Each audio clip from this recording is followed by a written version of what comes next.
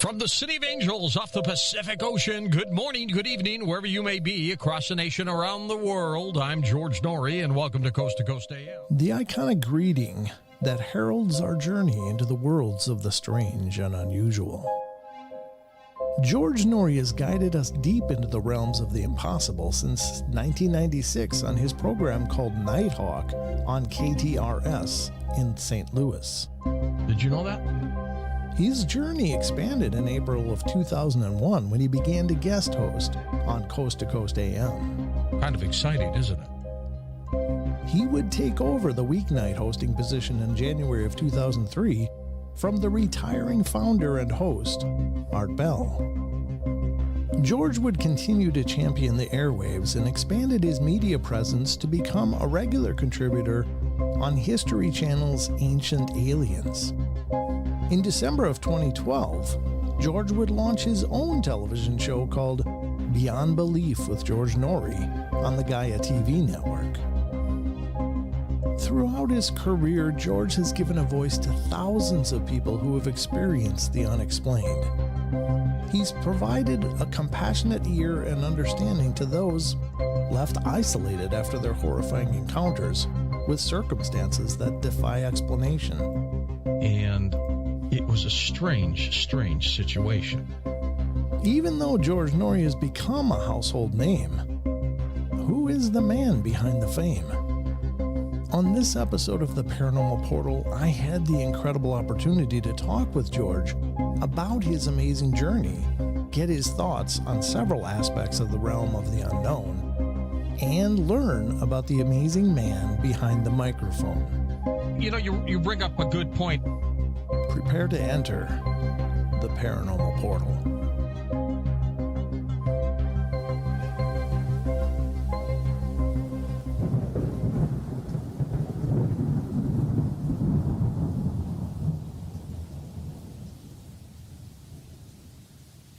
So why did I play that? Thank you, Maggie. That's very sweet. Why did I play that? Well, because it's one of those podcast episodes, and I'm proud of all of the podcast episodes, but that's really an iconic moment for me to be able to interview George Noory and to talk with him. If you haven't seen that podcast episode, please check it out. It's available on all the podcast platforms. If you check it out on YouTube, you can check out the video, or Rumble. You can check out the video version of that, or Spotify now. I've enabled video episodes for those episodes that I have videos for on Spotify, and I'm continuing to upload those as well. But it was just an amazing experience having a chance to talk to George, and such a fantastic guy, and so incredibly endearing and warm and gracious, and I really enjoyed that opportunity. But there's more, because, and if you're a follower of my Facebook pages, you probably already saw this, but it just happened today. I am going to be appearing on Coast to Coast AM on Tuesday night, Tuesday the 13th. Well, it's kind of the 14th actually, because my segment on Coast to Coast AM is going to be from midnight until 2 a.m. So I'm going to be talking with George for 2 hours on his show. And I gotta tell you, it's going to be kind of exciting and kind of nerve wracking, because it's one of those appearances that can really, help to, set a stride for, what you're doing and let a lot of people know about the portal and stuff. And I'm very excited about that opportunity. I'm just hoping I don't screw it up. So hopefully it'll go good. It'll work out well. I know George is wonderful, and I'm not intimidated to talk to George, but I'm just intimidated to do a good job, because I want to represent the portal really well and share some of my experiences. Many of them, thank you, Sinfully. I appreciate that. Sinfully Wicked says, "You'll do great." Aw, that's very sweet. Thank you. You got this, Wizard Moon says. I appreciate it. I'm sure it'll go fine. I mean, I've certainly been on a lot of shows and been interviewed a lot, but this is just one of those that's like, oof. It's kind of like when I was on Sasquatch Chronicles. It was very intimidating, and Wes was wonderful, and we had a great time. Anyway, but It's just one of those things. So I'm really excited about that. So mark your calendars if you're a listener, or if you want to tune in and listen, that'd be cool. So the first hour is going to be me talking about my experiences and things like that. And many of you have probably heard them already before from other interviews that I've done. But the second hour is going to be callers. So I'll be potentially getting calls while I'm on there from listeners. So it'll be exciting. I'm really looking forward to it, but it's a 2-hour spot. I was, pretty blown away that they wanted me for that long, but that's really exciting. So I'm really excited for that opportunity, and I hope you guys will tune in and check it out. But again, that's basically that's Wednesday morning, midnight, early morning, basically the night of the 13th, which is actually Wednesday the 14th. Midnight until 2 a.m. Pacific time. So whatever that means to your time. And cheers. Got my screwball. I don't know if you guys know this stuff, but this stuff is like dangerous tongue crack. I like it. It's a great sipping liqueur, but it's also got a kick. It's called Screwball. And man, I'm here to tell you. So Jeanette, there you go. Cheers. Let's celebrate my booking on Coast to Coast AM. Drink them if you got them, folks. And just like when I was watching Hometown Ghost Stories last night from the live show, if I get really stupid, I blame the screwball. I'm just saying, it's not me, it's the sauce. I really don't drink ever very much, just very, very occasionally. But I like this stuff. It's a really cool sipping liqueur. So, Maggie, tip your coffee back. Enjoy it. I'm married to a screwball. Well, there's that. That's the non-alcoholic version, maybe. I don't know. But anyway, we've got a great show lined up for you guys tonight. Sorry for the awkward, different intro, but I just wanted to segue that announcement because I'm really excited about it. So hope that makes sense. Congratulations on your booking. Thank you, Cool Hand. I appreciate that. Why are you drinking? I was never on a wagon, Grandizer. I drink so very, very rarely and occasionally that it's not like it's ever become an issue for me. But, yeah, when you saying screwball makes you screwy. Absolutely, Eric. You know what it is? It's like I don't know how to explain. It's like a peanut butter liqueur. It tastes kind of like peanut butter and rocket fuel all in a cup. So it's really strong stuff. So you don't have to drink a lot of it to be like, whoa, okay. So we'll see how this journey into the portal goes tonight, folks, because I don't know. This might be a bad experiment. So we'll see what happens. God, it's good, though. It's like a sweet liqueur, but, whatever. I've been on plenty of wagons. There you go, Eric. Amaretto is nice and smooth. Yeah, there you go.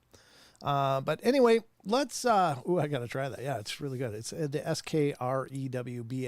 So there's a K in there. Brent, please don't get drunk while live. No, I won't. There's not enough in this cup to get me absolutely loopy, but, certainly I might have less of a filter, and that's, to be expected. Thank you, Lucky Gypsy over in Twitch, keeping an eye on things. I appreciate that. And making the announcement to anybody that might be listening, and welcome to everybody from Twitch. Great to see you guys if you're here. Hopefully you like it and it'll give us a follow. Hello to all you YouTubers. Good to see you. Nate, please get drunk. No, you don't want to see that. Oh, is Wes in the house? I didn't see that either. Where is Mr. Germer? There he is. Oh, it just scrolled. Congrats, Brent, on Coast to Coast. Thanks, brother. I was absolutely surprised. I was honestly, full disclosure, I was thinking, well, they'll give me a 20-minute slot, like one of those commercial to commercial slots, and hopefully I can introduce people to the portal. But as I talked to the executive producer, it's like, okay, well, we're going to book you for midnight until 2. And I was like, oh. So it was a lot longer slot than I was expecting, but I'm sure it'll go good. George is a seasoned pro, so. But thank you, brother. I appreciate that. Oh, dear, unfiltered Brent. Yeah, I know. What do you do? We'll see how this goes.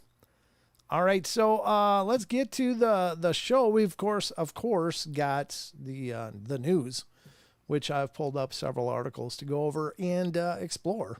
here live on the show. Some of them are kind of dark and twisted, though. I got to tell you, I got to warn you a little bit in advance. It's like, geez, there's a couple of really disturbing ones, but, we'll cover it tastefully and light as we can. Because I don't like this to be a dark, disturbing show. Any more disturbing than it already is anyway. But yeah, I ain't here for a long time. I'm here for a good time. Amen, Grandizer. I like the way you think. All right. So next up, I guess, is the news. I can't think of anything else that I've neglected to say. But if I have, then it's the screwball. That's going to be my crutch the rest of the night. I might as well just polish that off and just get to digesting. But yeah, let's get to the news and cruise through that. And so you can hear what's going on in the world around us. And then we'll see what else we got. I know I got a top 10 list that's should be good, and it's dealing with the most disturbing dolls. Some of them are haunted and some of them are just twisted and weird. So they're not really, like, some of them are just really bad designs. Some of them are haunted dolls. So we'll get into that in a little bit. But until then, let's get to the news and find out just what the hell I've pulled up, because honest to God, I don't really remember too much. Let's see what I did.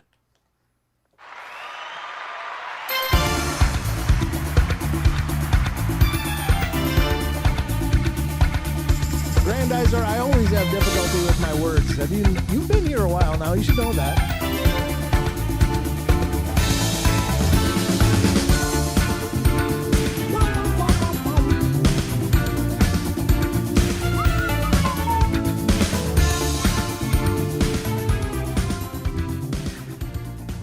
All right, I guess that's the intro. All right, here it is. This is the news desk, folks. Looks exactly like the other desk, because it is, but it's got a cool border around it, so makes it look more newsy and official-like. So I hope you appreciate the extra efforts we went into here. I remember there was something else I was going to do, but I don't remember what the hell it was. So I don't know. Maybe it'll come to me in a little bit. We'll see what the hell's going on. Just Insane popped in. Did you hear today NASA's teaming up with SpaceX to get those stuck astronauts on the space station? That Boeing got stuck, but it's not until 2025. Yikes. Can you imagine being stuck in a can in space? I mean, honestly, yeah, nice job, Boeing. God. You're just lobbed up there, basically Wile E. Coyote style. You got to strap a rocket to your back and head to the where there's no oxygen and where you're stuck in a can. And then they're like, ooh, boy, we screwed that up. Well, let's see what we can do. And it's going to take until 2025. Are they going to make it? I mean, do they got enough to get them that far? Or are they going to have to start drinking urine? Or how does that work? I don't know. That's some really disturbing crap. I think Wes made the song. Yeah, Wes, that the news intro is all courtesy of Mr. Wes Germer of Sasquatch Chronicles. So if you love it, that's who you got a pat on the back. If you hate it, then, there's something wrong with you. All right, let's get to this news and find out what the hell's going on. I don't have that story, but I'm glad Elon Musk is on the job, because Boeing might not be able to lob something else up there till about 2030. Who knows? I don't know what the hell will happen there. But let's see what's going on in the news. Hopefully it's a little more uplifting than that. Probably not, but maybe. All right. The first article, as always, throughout the course of the show, we utilize a lot of different sites. So please visit these sites. Give them your attention, your traffic. These are wonderful sites, and your traffic does help keep the lights on. So don't skip that part. So pay attention to the sites that I announced, because these are wonderful sites. These sites are working hard. They're doing amazing jobs, and your support is really vital. So don't just glide over that point. You are helping to keep all of us rolling here. So the first article from the first site is unexplained-mysteries.com, and this is this is a little bit of karma. I think this is a big bucket of karma. I'm not sure how this worked out, but let's see exactly what's going on here. I haven't read the article, so I just look at the headlines and go, well, that looks good. Maybe I'm right. Let's see. All right, here it is from unexplained-mysteries.com. The first article tonight, mystery as man dies on beach after performing black magic ritual. What the hell? Maybe this is better. Oops. Yeah, that's a little slice of karma right there. Let's see what happened, though. A 65-year-old man had been found dead on a beach in Spain after conducting some sort of strange ritual. The peculiar and disturbing case saw the body of a man being found behind some rocks on La Frosca Beach to the north of Costa Brava resort of Palamos near Girona, Spain this week. In a bizarre twist, he was found surrounded by a circle of dead hens that he had seemingly decapitated as part of some sort of black magic ritual. His wife, with whom he had rowed prior to the incident, had raised the alarm after she found him unconscious on the ground at around 5 a.m. in the morning. Oops. Police investigated the case, believed that the man may have died from a reaction to a certain substances he had taken prior to conducting the ritual. What the hell? They're not, however, currently treating his death as a crime. His family will also not be held accountable for the animals he slaughtered. Well, that's nice. I mean, yeah, they didn't do it. They shouldn't be held accountable. The true meaning and purpose of the ritual he was conducting, however, remains unclear. Maybe it was something to do with whichever one of us is wrong. May we drop dead. May I drop dead, or may they drop dead. And it was like, oops, it was him. So maybe that didn't work out real well. I don't know how that works, but I don't mess with anything like that. So, but if you're gonna what is it? FAFO. So he definitely fafoed. And if you don't know, then you have to work on filling in those blanks. But yeah, he drank from some bottles he found in the water. Yeah, that was like that other story, right? Hey, caught a beer. Let's have a drink. Turns out it was toxic urine or something. Well, I don't know what the hell it was, but that's gross. I don't need that in my mind as I continue this journey through the news. But yeah, there you go. Mess around and find out. FAFO. So this guy did. I don't know how that's working for him now. I imagine that's a great genesis for another haunting. So anyway, time will tell, I guess. But there you go. Yeah, don't mess around with stuff like that. Don't start casting out negative negative vibes into the universe, because sometimes something answers and you don't like that. That doesn't work out well. So anyway, that's the first story. Interesting, I think. I think it's a good cautionary tale. This ain't Hogwarts up in here. You start hacking up chickens and drinking some weird substances. You're kind of begging for some problems. But anyway, far be it from me. I'm just reporting on the news here. So next up comes another gem here, and this one's pretty disturbing. I don't know what this one's going to be all about, but I saw the headline. I'm like, Jesus. So my apologies in advance. I have no idea what we're digging into here. I might need this for the rest of the story. Hold on. It's like rocket fuel in my nose. All right. Yeah. Whew, that'll clear out the pipes. There we go. All right. So the next one up is also from unexplained-mysteries.com. And this is mystery surrounds starving U.S. woman found tied to a tree in India. What the hell? I wonder which button is it? This one. I've screwballed up my memory for buttons here, so bear with me. That was supposed to be funnier. I don't know what the hell's going on here. That's absolutely terrifying. But let's see what the story says. The woman was only found when a local farmer happened to be working nearby and heard her screaming. Oh, dear God. Police are currently investigating the peculiar case of an American woman. What the hell is that? Lalita Kayi, who was discovered chained up to a tree in the middle of a forest in the Indian state of Maharashtra. That's what we're going with, Maharashtra. I have no idea. That's as good as you're going to get from me tonight. Exhausted, emaciated, and starving hungry, the woman alleged that her husband had chained her and left her in the forest to die without food or water. Ooh, that's not the same thing as a divorce there, buddy. Upon being rescued, she was quickly taken to a local hospital where doctors were able to determine that she was also suffering from mental health issues. Yeah, imagine being married to that bastard. Could probably screw you up in a hurry. I mean, really, what the hell is that? Initially unable to speak, she communicated by writing on a piece of paper. She also claimed to have been given an injection for psychosis that left her unable to close her mouth and prevented her from being able to drink anything. She was chained to a tree. What was she supposed to drink? It's not like there's a vending machine right by there. Currently, her health is stable.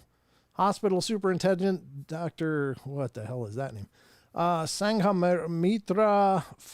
I don't know if PH. What the hell do you do with PH in India? I don't know. It's going to be Fool. Sorry. His name's Fool today.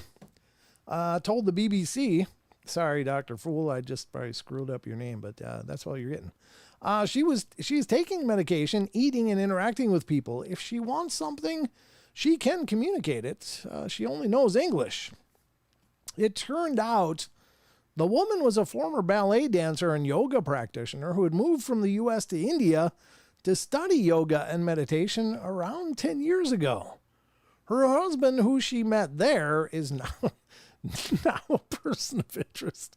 Oh, really? Holy God, Sherlock. Way to get to the case. Way to break the case wide open. It was her husband? Wow, man, they got some serious investigative skills cooking there. Questions still remain, however, as to how and when she ended up tied to a tree in the forest. I'm going to guess her husband had something to do with that. You don't usually chain yourself to trees. Investigations into the case are still ongoing. Uh-oh, there's an update. There is an update. Oh, no. I could be wrong, but I could be wrong, folks. Let's check out the update link here. In a bizarre twist, starving woman tied herself to a tree in India. What the hell?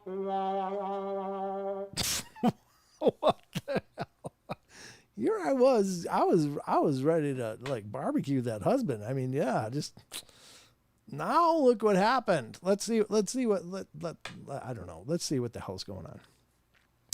Authorities had been attempting to ascertain how the woman had ended up starving and emaciated in the forest. A few days ago, we uncovered the story of Lalita Kayi, an American woman who was discovered chained up to a tree in the middle of a forest in the Indian state of Maharashtra. Exhausted, emaciated, and starving hungry, the woman alleged that her husband had chained her and left her in the forest to die without food and water. Upon being rescued, she was quickly taken to a local hospital where doctors were able to determine that she is also suffering from mental health issues. Fair enough. Something about her story, however, didn't add up, especially the part about how exactly she had ended up in the forest and why her husband would have left her there to die. Incredibly, it's since been revealed that she had actually tied herself to the tree, leaving her stranded and starving with nobody knowing that she was there. Her husband reportedly didn't even exist. Oh my God, as she wasn't actually married. Oh no. Yeah, bastard. He sucks so bad he doesn't even exist. According to reports, after her visa had expired, she'd run out of money and she'd taken the decision to buy chains and a lock and go out to the remote woods to tie herself up. Oh, dear God. Her initial claims about the incident were likely the result of hallucinations. Exactly why she felt tying herself to a tree was the best option, however, still remains unclear. Wow. Boy, did that take a turn. I don't know. I'm no Matlock here, but good God. Who would have thunk that she'd chain herself out there with like no plan? What do? I don't know. I'm going to chain myself to a tree. It'll teach him. It's like, what are you doing? Good God, that's freaking weird. Well, you just never know, folks. Don't judge a book by its cover, I guess is our takeaway here. It's like, what? Oh, no. That is so weird. That is so weird. Wow. I wasn't prepared for that one at all, folks. But, yeah. Yeah, I'm an idiot. I was ready to go. Yeah, screw the husband. Yeah, throw him in a cage. There is no husband. That's disturbing as hell. I didn't see that one coming. That was a good hook, though, huh? It's like real-time cliffhanger there. That was not the ending I was expecting from that story at all. I don't know what to do. I feel like that's pretty unusual. All right, well, there's one more. I got another story for you. This one's weird. I don't know the backstory here. I know that a lot of people in the paranormal communities have been talking about some issues at the Conjuring House, and I'm not really dialed into what's going on there, but it sounds like there's a lot of people not happy with how that place is being run now. I don't know what that means. I don't know what's going on. I don't really know the controversies. I just know that there is controversy. However, that's the subject of our next story. Because here we go. In the ghosts and hauntings category of unexplained-mysteries.com comes the final news story of the night. The Conjuring House worker fired after ghost accused him of theft. Wow. I had no idea. Let's see what this says. The house's owner allegedly claims that she'd been told by a ghost that he was stealing money. Oh, that sounds stable as hell. Immortalized by the popular 2013 supernatural horror movie, this remote Rhode Island farmhouse was the scene of a notorious real-life haunting that plagued the Perron family for years. The story goes that a witch had cursed the property, dooming anyone who lived there. While the house was changed hands a number of times since then, its most recent owner, Jacqueline Nunez, reportedly fired one of her employees last month after the spirit of one of the building's former owners told her that he had been stealing money from a cash box. The employee in question, Brian Dansereau, denies that he had ever stolen anything. She said, "John Arnold told me you've been stealing money out of the cash box for the past 2 months," he said during an interview. "I literally stopped and I had to correct her like John Arnold, one of the original owners?" Nunez herself described on the official website that the house's spiritual custodian. "It doesn't matter whether you believe in the paranormal or not," she said. Well, yeah, it kind of does, because that's going to be important in court later.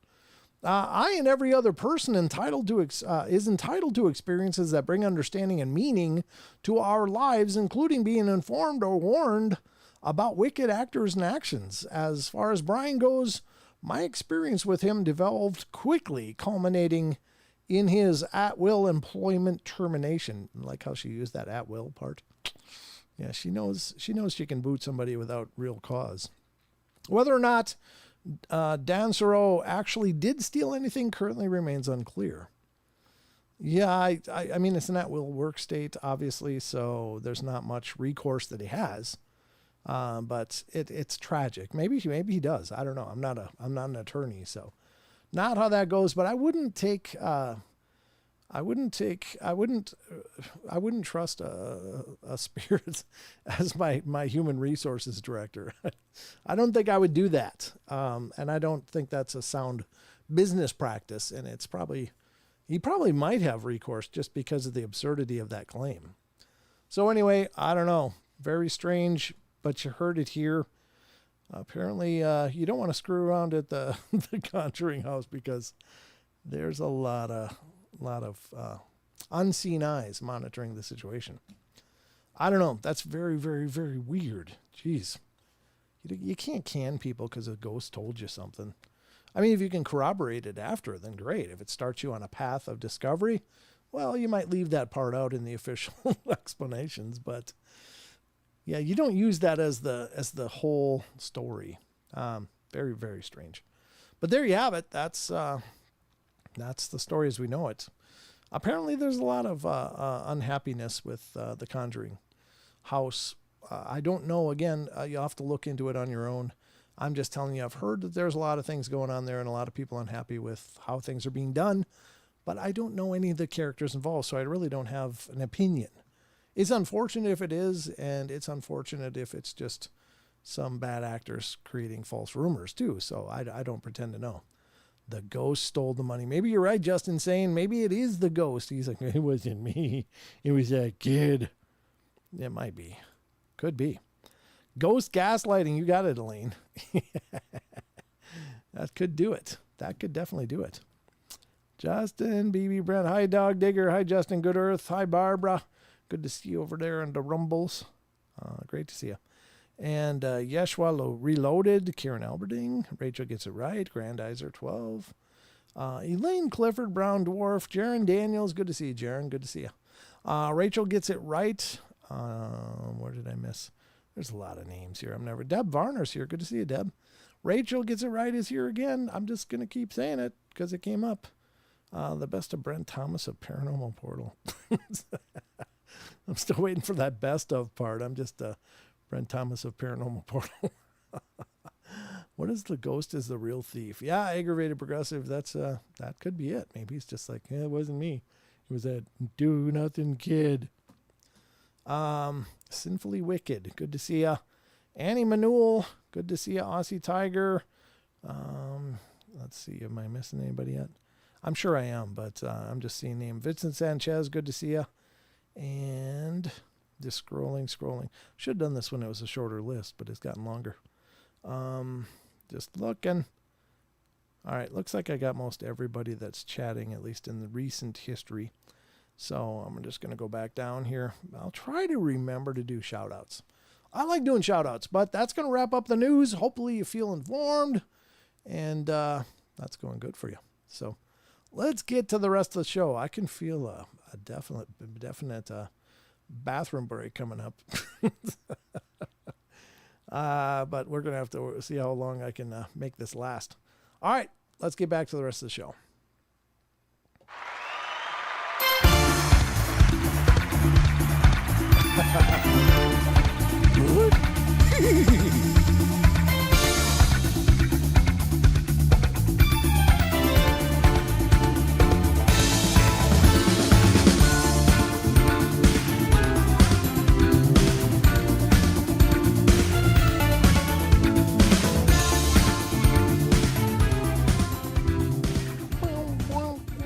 All right, folks, it is now back to the rest of the show. How you guys doing? How you doing? The screwball is hitting hard. It is, Jeanette. It's again, I rarely ever drink anything other than just water and every once in a while a soft drink. But yeah, I love that stuff. It's freaking tongue crack, but it does have more of a kick than I'm used to. He was warned not to drink tonight. Oh, I was. Was I? Oh, was I? Really? Oh, I'm sorry, Grandizer. I didn't listen. But no, I'm fine. It's just that, certain things kick in a little more with the sauce. So I might have to take a bathroom break. I haven't done that for a long time here on the show. Favorite Scooby-Doo episode? Mine is The Secret of Shark Island with Sonny and Cher. No way. Mine was Batman. Definitely Batman when Batman and Robin joined him. I would watch every one of those shows just waiting for that one. The Scooby-Doo and Friends or whatever, when they'd have a Sonny and Cher. It's like, really, that's so funny. But yeah, and I would wait, and every once in a while they would repeat the Batman one, and I would be like, yes, because my first favorite superhero in my world of existence was Batman. It changed to Spider-Man after that, but started out with Batman. I always loved Batman. But anyway, I was just an idiot kid. So, anyway, how nobody would catch on to the fact that there's this superhero driving around all these really expensive custom machines, and nobody put that together as Bruce Wayne? Nobody? Come on. All right, Batman is my number one. Got to show you our Batman fan film we did when we were in high school. Well, there you go. There you go. Sometime I'll be in Vernal. You can show me. Put it on your phone. All right, so yes, we get to hear the song. Which song? What song did we get to hear? Batman first, Punisher second. Oh, okay. Punisher's good too. Definitely Batman. Yeah, see, I'm in good company here. I read that as mouse. Dang, I'm hungry. Oh, moose. I thought you said mouse. I was like, you eat mice? Sorry, Maggie. It's the sauce. I'm all screwed up. So my reading isn't working real well. Yeah, you'll see me in Utah. Oh, you're going to be there, Dirty Birdie? Good. I'll be there. I'll be there. Sheldon will be there with me. So we'll be excited to see you guys down at Vernal. I'll have the booth all set up and some giveaways, just little giveaway things. Hopefully it turns out good. In my head, it's going to look good, but we'll see. We'll see. Here we go. Squeak. All right. So, I did promise you an article, and we're going to get to that now. Yeah. Well, you better be there. You promised me you would be. So, you better be there. I will be taking attendance, Jaron. You and Roman, if you don't show up, it's 10 demerits. That's all I'm going to say. So, Brent drinking starts to talk about the funk phenomena. No, I didn't speak of any funk that I know of. I'm showered and everything. I'm not even funky. So I don't know what you're talking about, Grandizer. All right. So we're going to do that article now. I'm just looking at all the chatting going on over in Rumble. Justin Gooder has been talking over there, and I've been ignoring Rumble. So, yeah, I like the Brave browser too, Justin. I think that's really awesome. In fact, I use it for most of the article stuff. Not the news, but other article stuff. But speaking of article stuff, we should get to that because it's the wrong one. I pulled up the wrong article, wrong tabs. Let me get another one. That's not the one. This is the one. Because I promised you a top 10 creepiest dolls in history article, and by God, it's my mission to deliver. Now, here's the thing. Dolls are always the source of a lot of creepiness. Again, and I've said this several times throughout the course of doing the shows, but I will tell you that I've looked into and tried to research the history of dolls as much as I can, and there's mostly unknown origins, but some origin stories of dolls state that dolls were never designed as children's playthings. They were always originally designed as vessels for spiritual entities or spiritual presences. And it doesn't surprise me then if that is the case, and I'm not pretending to know, but if that's the case, then is it really surprising when you get a Robert the Doll, or you get another, any number of like the Annabelle or whatever dolls, where things just go sideways, and there does seem to be a spirit trapped with it. Now, I will say that I also believe that dolls are utilized by some dark practitioners to trap spirits into them, maybe in the form of almost like a curse, and planted where people will pick them up. I think that is a practice, and I'm very concerned about that possibility because, of course, that's a horrible fate for anything to have to endure, being trapped to a doll and, basically raising hell all the time. So I don't know that that's the case. I don't know for sure, but that is definitely some of what I turned up when I was doing a deep dive into the history of dolls.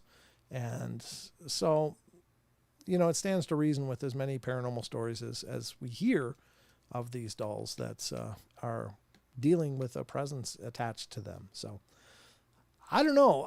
In fact, it's one of the reasons that the Amish don't have faces on their dolls, is they believe that if you put a face on the doll, then it becomes likely to be infested by some dark spirit. And and maybe there's a truth to that. I don't know. I don't know where those wisdoms come from, but I think to scoff at such things are, anybody's guess. So you be the judge, as always. It's never the scope of the portal to try to make you believe anything, But those are just some thoughts on the topic. And, if you ever go thrift sailing, you're like, oh, look at that cute doll. Just be like, ooh, maybe you should get out an EMF detector and try to just see if it's a cute doll. And maybe it's not. I don't know.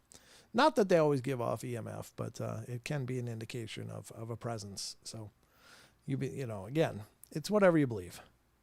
Yep, I asked an Amish person here, and they said they feel it can take your soul. Yikes, that's pretty twisted for sure. Very cool, Sinfully Wicked. Thank you for that supplemental information. So, I don't know. Dolls seem like, these cute, innocent children's playthings, but sometimes they're not. And they don't always have to be old dolls either.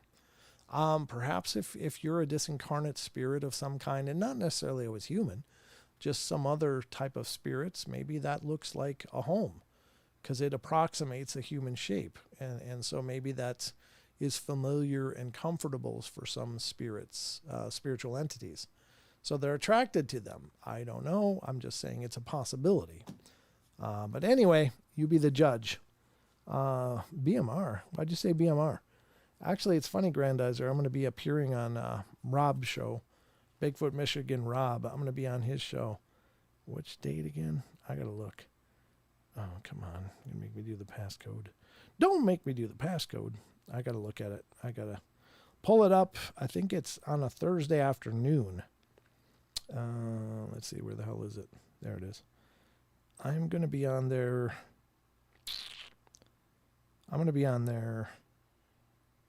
10 a.m. Pacific time on Thursday the 15th. So 2 days after I'm on Coast to Coast. Well, 1 day actually, because it's, the morning of the 14th that I'm on Coast to Coast. But the next day on the 15th, I'll be on Bigfoot Michigan Rob's channel. And he invited me on today, so that was nice of him. Bigfoot Michigan Rob has been, he started out kind of here in the chat and calling in and being a part of the shows. He's been a friend for a lot of years, so I'm really happy that things seem to be going well for him. He's working really hard doing his show, so absolutely. How was the Bigfoot Rendezvous experience? Oh, it was great. I loved it down there, Jaron. You should have gone up there. It was a smaller event, but it was just really well done. It was put on by SasquatchPrince.com, and they did a hell of a job putting it on. Wonderful people. Dr. Jeff Meldrum was there, Michael Freeman, David Ellis, and Nico Spatafora were all the speakers. And they were great. Yeah. Brent is making big ticks. BMR does not know you charge $500 to go on a show. No, I don't charge anything. I think it's wonderful to appear on other people's shows, and it does give me a chance to introduce the portal to people that might not know about it. So I think that they're doing me a big favor, honestly. And I've known Rob for years and years, so it's the least I can do. Throw him an appearance every once in a while if he still wants me on there. That's really cool. So it's going to be good. I like Rob. So he and Tex and their whole crew are just wonderful people. Saw Meldrum was there. Yeah, he was there. Yep, Meldrum's a great guy. He really is one of those guys that could just talk all day. And, he'd lose me about 5 minutes in, but he's just so technically intelligent and interesting. I mean, he would lose me because he's just so smart. But I think Jeff Meldrum's great. All right. Oh, Justin Gooders promoting the Wes Germer video promoting our new sponsor. And he said Tony Merkel stinks is the promo code. Wes, yeah, he's brilliant. That guy is no doubt a genius.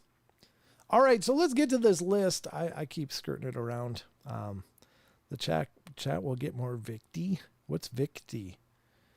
I mean participants. That's right. Okay. Gotcha.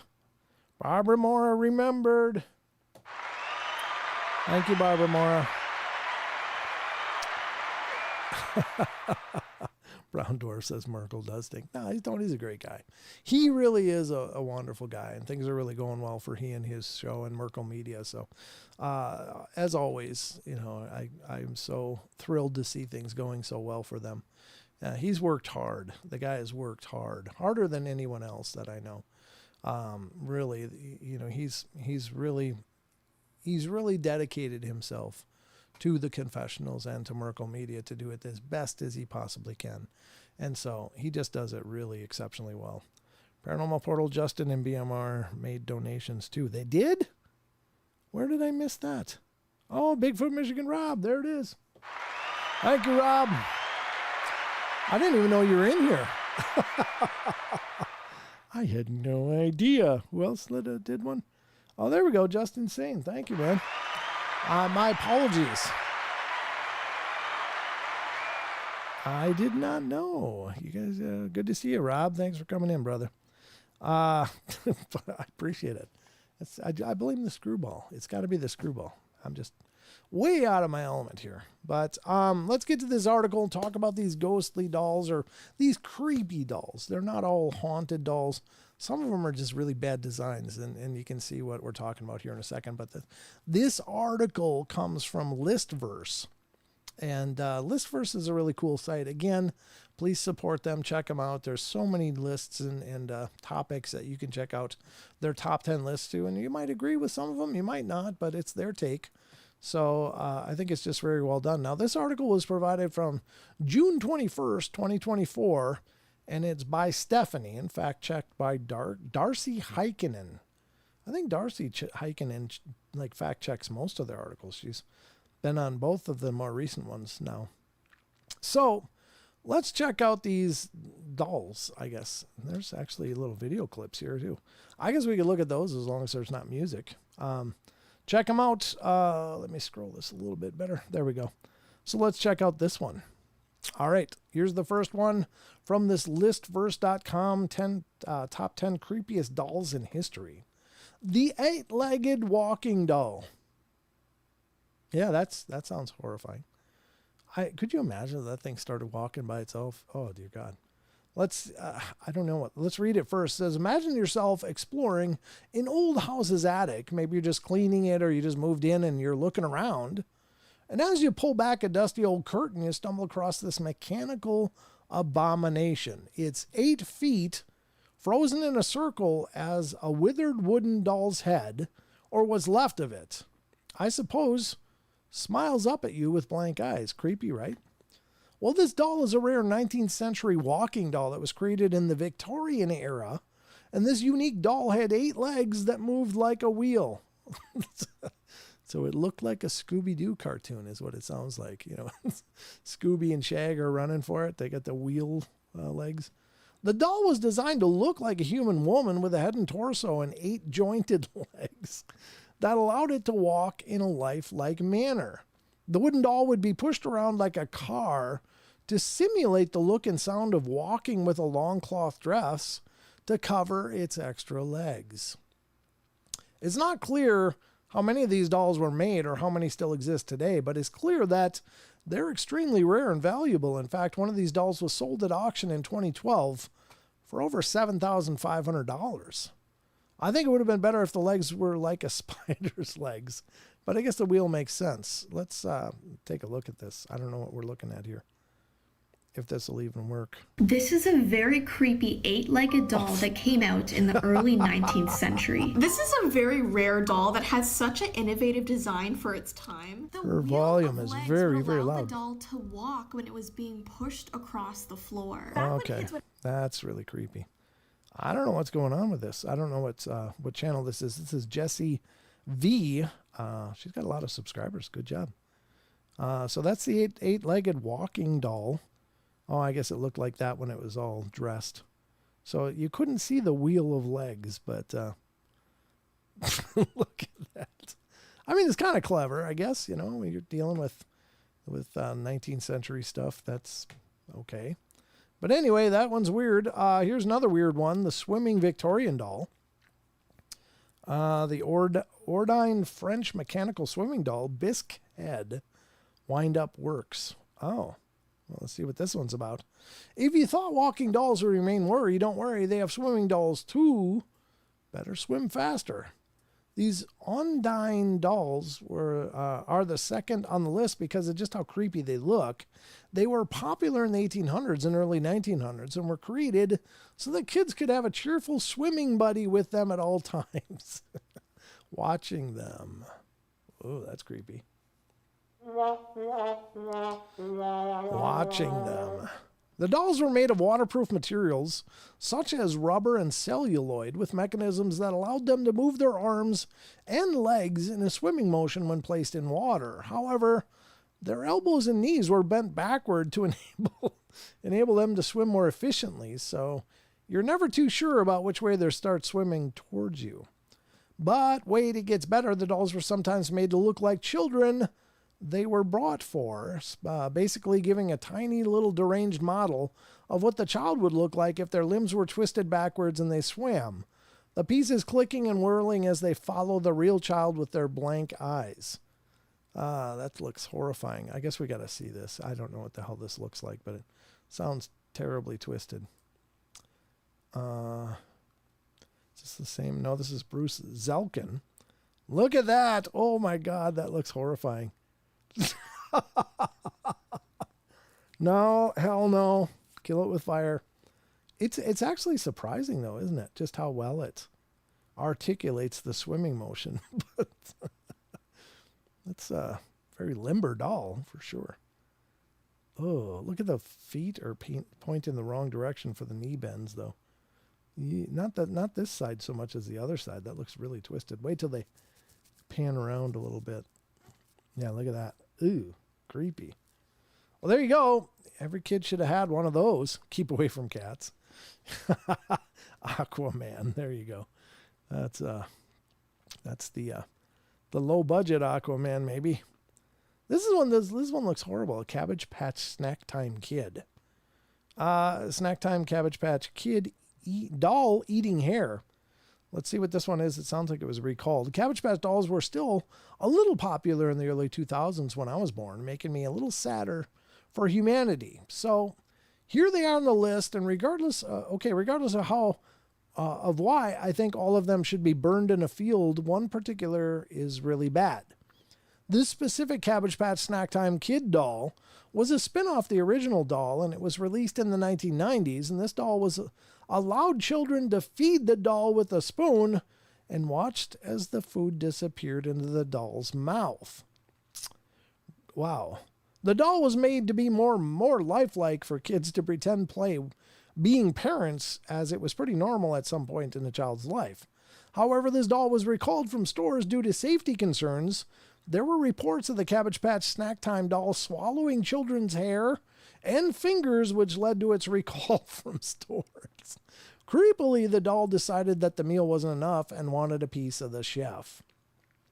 The doll had a motorized mechanism in its mouth that allowed it to chew on the spoon and other objects placed in its mouth. However, some children would put their fingers or hair into the doll's mouth, which would become caught in the mechanism and cause bleeding, ripped out hair, or worse, loud crying. The crying was the worst? I think bleeding roots of your hair coming out are probably the worst. There were 35 reports of children getting their hair or fingers caught in the doll's mouth and unable to free themselves, which led to the product's recall. This recall was issued in 1996, and the dolls were removed from stores and production was halted. Gives the new meaning to finger food at least. That's creepy as hell. I wonder if we can watch this. Whose channel is this? I want a malicious 11.1k subscribers. Are we going to... Oh, here. God, that's not a Cabbage Patch doll. What the hell is that? Let's get to the actual doll. Well, this is pretty long. Oh, here it is. I saw it eating something. Look at that. Chewing on... What the hell is it chewing on? Is there anything animated or... Oh, look at that. It's got hair. Oh, no. Oh, I love my dolly. It devours their hair. That's absolutely evil. Somebody should have been a little more aggressively testing that. Here's a weird doll. This doll actually got old. The doll that aged, or the doll that grew old, started as a typical baby girl doll that a couple's young daughter played with almost every day. God, is that disturbing? Look at that. However, as with most toys, the doll was gradually played with less and less as the girl grew older. Eventually, the doll was basically abandoned. The parents put it in the attic where it was left for over 11 years.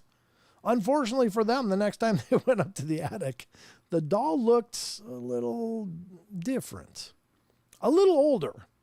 When the parents went into the attic looking for the doll, they were surprised to find this old wrinkled doll left upstairs. They definitely didn't remember ever buying one of these, but after studying the doll, their curiosity shifted to horror as they began to recognize its shriveled up features. The old and wrinkled doll with piercing gaze had in fact been their doll their daughter had once played with. The parents, terrified, gave the doll away immediately, with no questions asked. Actual horror movie logic for once. The next owner sold the doll for a lot of money, and it has become a paranormal sensation today. Well, let's see if we can see anything. Is this that Jessie V again? How long is this? 10 minutes, though. That's very long. I just want to see pictures of what this thing... No, that isn't. That is it. That looks absolutely terrifying. Is there any good pictures? What is this? Well, I mean, she's got a lot of different older dolls. Is this what it originally looked like? I don't know. Anyway, it grew old, and that's a lot disturbing. Okay. Well, there you have it. Let me just close this. Terribly frightening. Here's mourning dolls. Now, this, I think, is a Victorian history. I think they were actually dolls that were made from, like, the hair of children that had passed. Unfortunately, children life expectancy was not what it is today. It was kind of a dice roll, whether your kids would live to become adults. Back in the day, I mean, there was just nobody could guarantee it. It was, it's a tragic part of history. These particular dolls may be the saddest part of the Victorian era as an aftermath of the various diseases that ran rampant during that time. There were many records that show these dolls were made, including many pictures of them. Some groups of people have continued to make them today, and they're known as the Victorian mourning dolls. These funeral dolls were particularly popular and were typically made of materials such as wax or porcelain. They were dressed in black clothing to symbolize death, and during this time, infant and child mortality rates were much higher than they are today. And the death of a child was tragically common occurrence. Many parents found comfort in creating or commissioning mourning dolls to remember and honor their child. These dolls were often highly detailed and were made to resemble the child that had passed away, with features such as hair and eye color carefully replicated, and they were often displayed in the family home where the deceased child used to play, and treated as though they were still breathing to keep the memory of the real child alive. The dolls were also usually placed next to the deceased child in their grave during the burial, and still some families would keep them forever in grieving. Due to the unsettling nature of the dolls being almost a replacement for the past child, it has made it onto this list. However, while creepy today, it's still a very sad way of grieving. Yeah, that's tough. I don't know if you need to watch this, but I guess this is from Britt Lee's channel, and this is a long one. I don't know if she's got actual pictures or not, or if this is originally one of those dolls. I don't mean to take too much of her stuff here. The unliving dolls. Oh, I don't know what we're looking at here. Anyway, without the sound, it's going to be hard to track. I will put a link to this article in the chat, and you guys can check out these videos at length if you so choose. In fact, I'll do that right now. The next one's kind of creepy. I did look at this one a little bit. I saw somebody gave away memberships here. Let me acknowledge that quickly if we can. Let me scroll up here and see just what happened. Received gift membership. From whom? Who did the gift memberships? Grateful Owl. Thank you very much. Thank you so much. I appreciate that. Did I miss anything else? Egyptian princess. Oh, there was another one. Who gave away these? Membership, Portal Peeps. Holy mackerel. How many? Grateful Owl did 10 memberships. Wow. 15 memberships tonight. Thank you so much. That's wonderful. Very cool. Jen got one. Mike Hawk Barnes got one. Razabaza. That's cool. And Adante X, KJB, Jimbo, and R. Stahlbaum. Shadowside Paranormal Research Society got one. Egyptian Princess and Cat's Pajamas. That's cool. I like that name. Cat's Pajamas. Then we got Bigfoot Michigan Rob. You're now a member. That's it. You're official, brother. Aaron M. got one. Nomad Overlander got one. And Bogart got one. Very cool. Thank you guys so much. That's so sweet. Thank you, Grateful Owl. I really, really appreciate that. That's very sweet. How are we doing for time? Because we're at number 5, and this is La Pascualita. And this one is kind of creepy. Look at the hands on that. Eee, that looks kind of real, doesn't it? Well, there's a legend attached to this, so let's get to this. La Pascualita is a mannequin that is believed by many to be a real human corpse. The mannequin is currently on display at a bridal shop in Chihuahua, Mexico. It has become a popular tourist attraction due to its alleged haunted and mysterious past. According to a local legend, La Pascualita was modeled after the daughter of the original owner in the bridal shop. The daughter died tragically on her wedding day. Oh, so sad. From a poisonous insect, and her mother is said to have commissioned the mannequin in her likeness as a way to honor her memory. Over the years, rumors have circulated that La Pascualita is not a mannequin at all, but rather the preserved body of the donor's daughter. Though the mother denies it, some people claim to have seen the mannequin move on its own or have heard it whisper, leading to speculation that it's haunted by the trapped spirit of the daughter. While inspected and disclaimed by several mortuary professionals, the eerie presence and uncanny-looking features make it hard to deny the unsettling aura surrounding it, and many believe her ghost is preserving the mannequin from decaying and that it will never rot away. Others believe that it's all just a marketing ploy, but which side are you on? That's absolutely disturbing. Whose channel is this? Unexplained Mysteries. Oh, perfect. Unexplained Mysteries. That's La Pascualita. Let's see what... I want to see some of the features here. Wow. It really does look like a person. Kind of big eyes, though. But let's see. I want to see those hands again. God, man, those look like hands. They don't look like mannequin hands. It really does. I mean, look at those eyes. It looks like somebody's looking out of them. Looks like there's a soul in there, doesn't it? Like that weird sparkle to it. It looks like, if this is modeled after the lady, she was a very stunning woman. But it's very sad. What the hell is this? I wish we could listen to it, but there's that. I don't know what the hell this is, but that takes up a lot of the rest of the video. So at any rate, maybe they covered a couple things in there. But this one's a death portraiture, recreating 19th century death and mourning photographs. Similar to the mourning dolls, death portraiture is a way for Victorian parents to keep their deceased children alive longer. Death portraiture, post-mortem photography. Oh, yeah. This is where people would pose their dead kids and dead relatives and make it look like they're there. And then you'd have to go and like stand by them and stuff and have your picture taken. It's like, here. I don't think, I think I would not be present for that family photo day. I mean, no offense. I mean, you know, you loved your loved ones and all, but would you want to sit there and pose next to the corpse of grandma? Bunny ears or whatever. I mean, no, that's disturbing. Very disturbing. What was this? I saw something here. Love Brent. Aw, thank you, Lisa G. That's very sweet.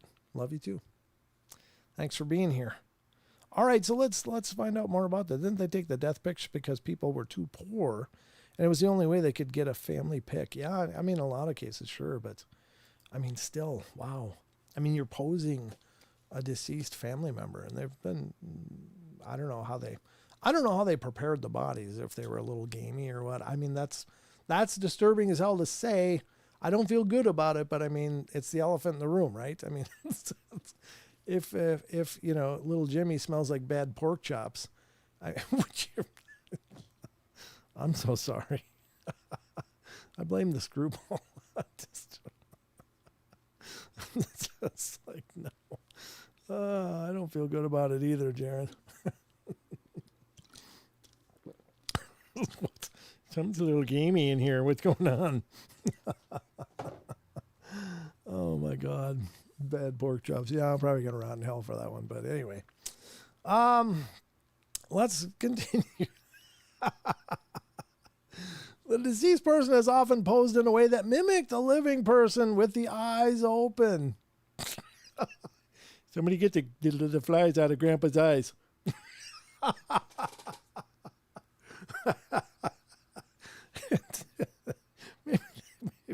maybe that's where cheese came from, because it smells like cheese. Oh my God. I don't know what's wrong with me. All right. Oh God. Today, postmortem photography is also still practiced in some cultures, although it's less common than it once was. Thank God. I mean, don't get me wrong. It's, mourning is a tough thing, but would you really pose somebody's dead body and get the kids around? I mean, come on, kids. It's picture day.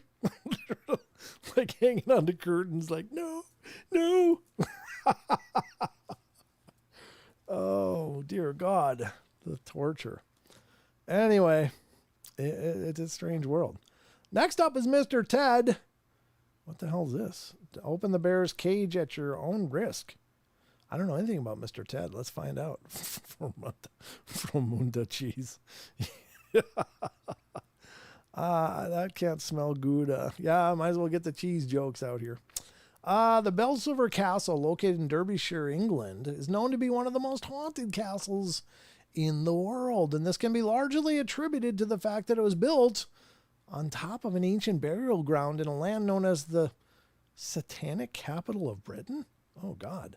However, within these walls lies a teddy bear in a glass box covered in chains since 2017, and the bear's name was Mr. Ted, not to be confused with the movie bear Ted, however.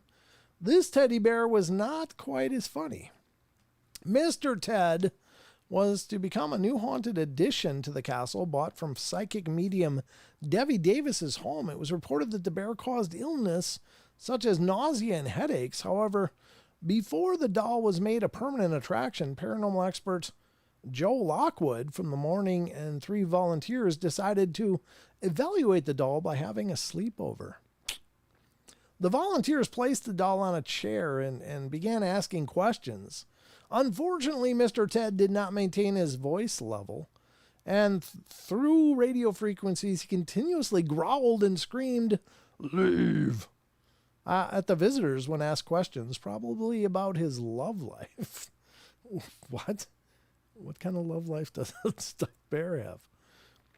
Grateful Owl heard about the viral YouTuber who was booted out of the Flat Earth Society. They caught him trying to expand his sphere of influence. Maybe better this one. There you go.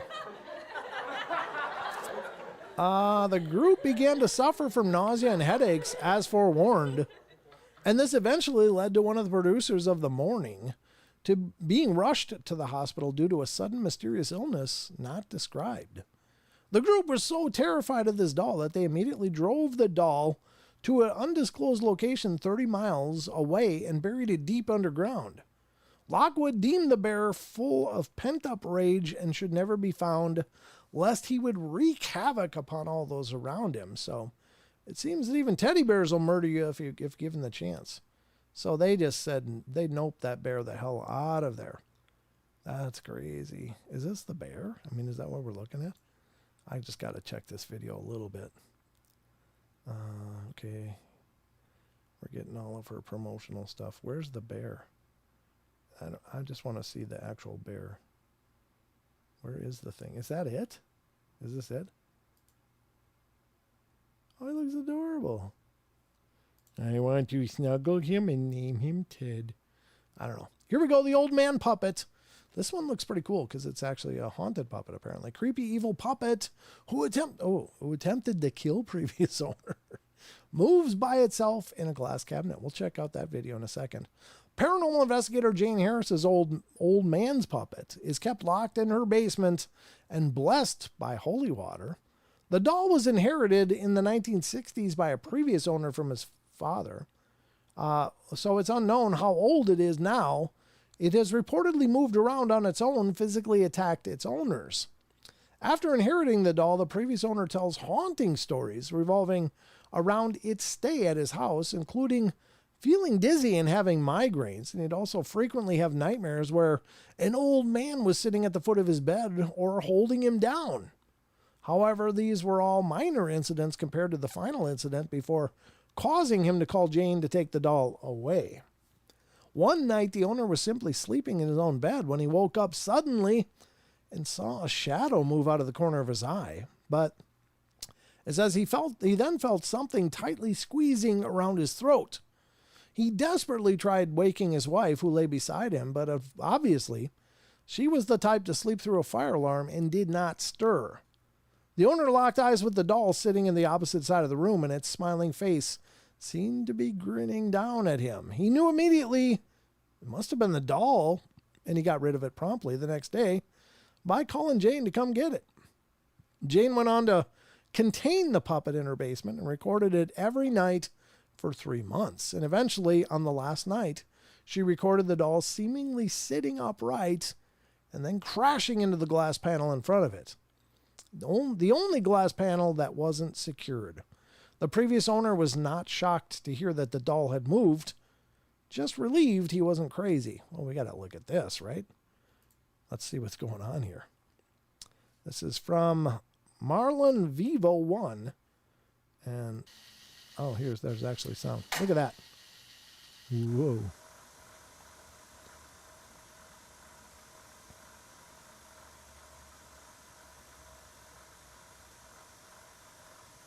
Ooh.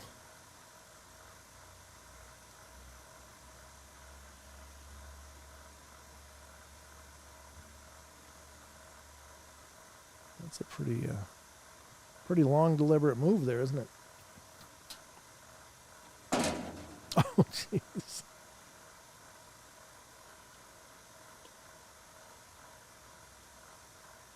So we're just replaying that loop or what?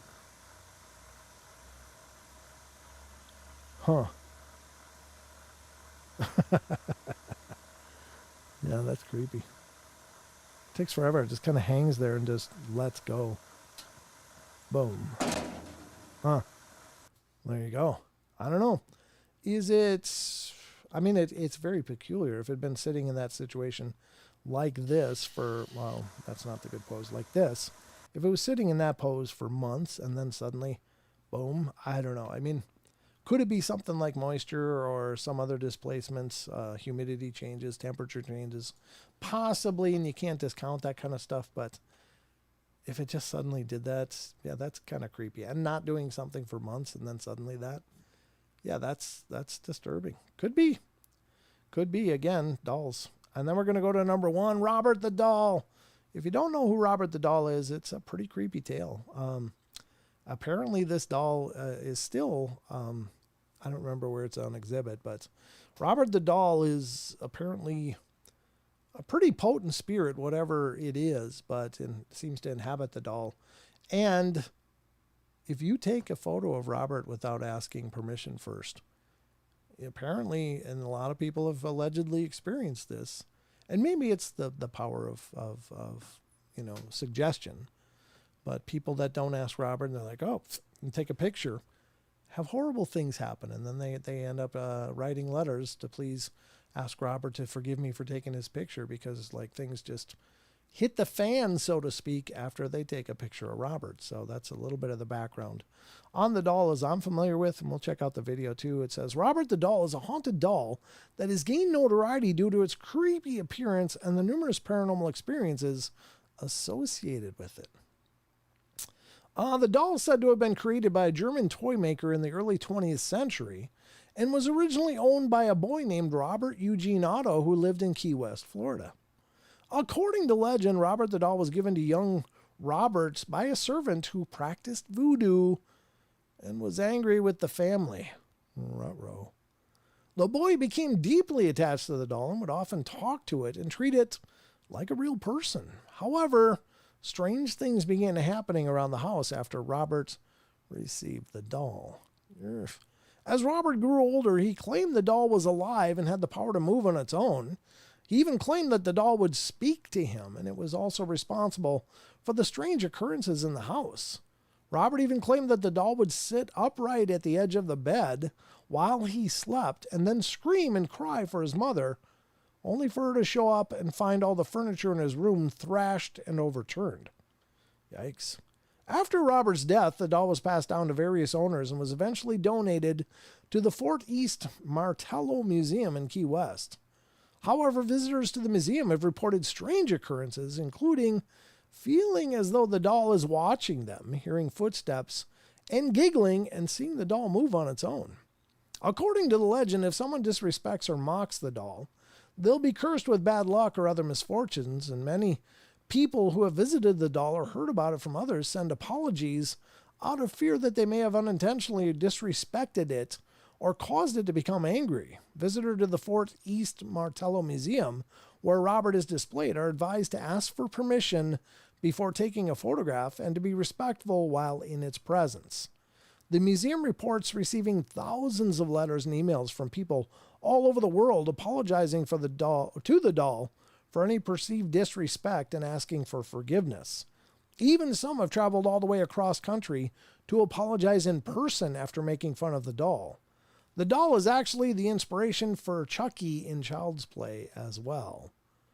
And there's no way I'm making a joke about Robert. Thank you. Yeah. Let's check out this video. And this is from the tape library. There is one creation in the world. Let's not listen to that as much as just watch this. And there's Robert the doll. I didn't realize he had a little dog too, but maybe that was added after the fact. He's obviously seen better days. I'm not sure what's going on with the stuffing on the face there, but he's got a few battle scars. Maybe he's a Navy guy. Maybe something happened. Robert loved his new what? His new what? I didn't see what that said. I don't know. He loved something. It's tough without the sound to really hear what's being described here. But that's Robert the doll. Again, I'm going to put the link. I did put the link in, didn't I? Didn't I put the link for this? Yes, I did. So the link is in the description if you guys want to watch these things by yourself. After the show, you're sure welcome to. I think it's very, very interesting. Now, unfortunately, we're at a point where Daddy's got to go use the loo. So we're going to take a quick break. I will be right back in just a couple minutes. Don't go away. Still lots going on here on the portal. But I'll be right back, I promise. Here we go.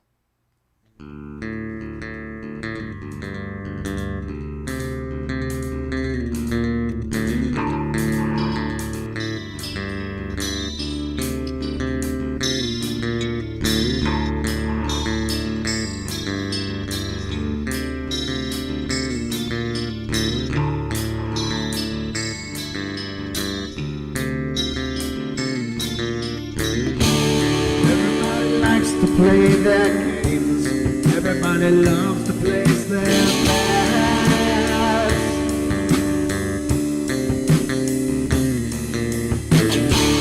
They don't understand the price I paid.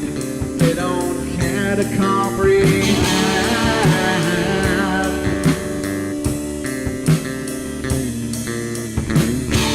Trace their lines upon my body, dripping scars across heart.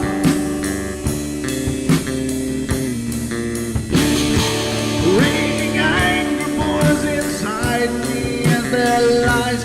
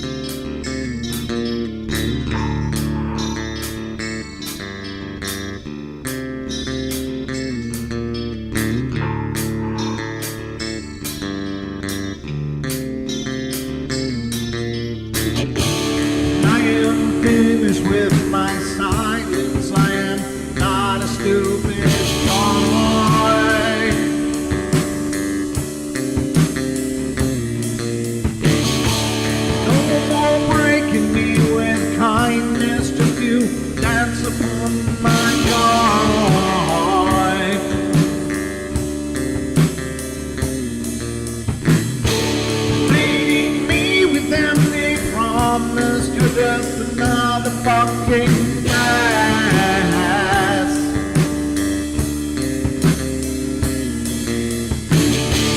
Taking off the slice of my sanity, just make sure that you're well fed.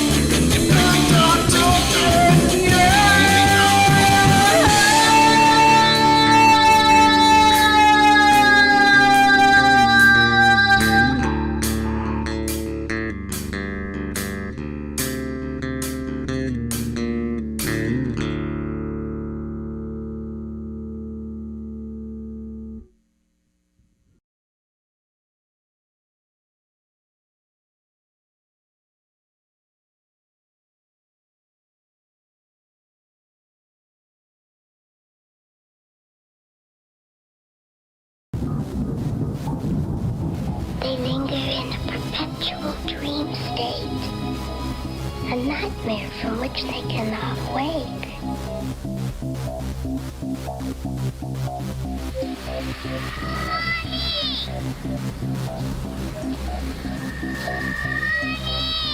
I can't see you, Mommy. Where are you? I've never sensed anything like it.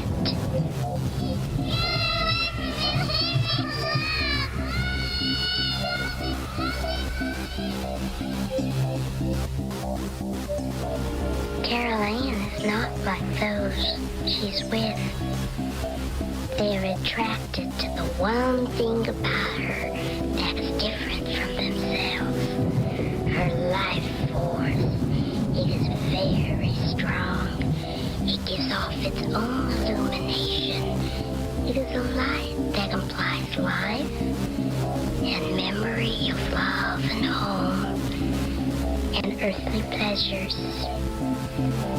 Something they desperately desire, but can't have anymore. Right now, she's the closest thing to that. Poltergeists are usually associated with an individual. Hauntings seem to be connected with an area. A house, usually. Poltergeist disturbances are fairly short duration, perhaps a couple of months. Hauntings can go on for years.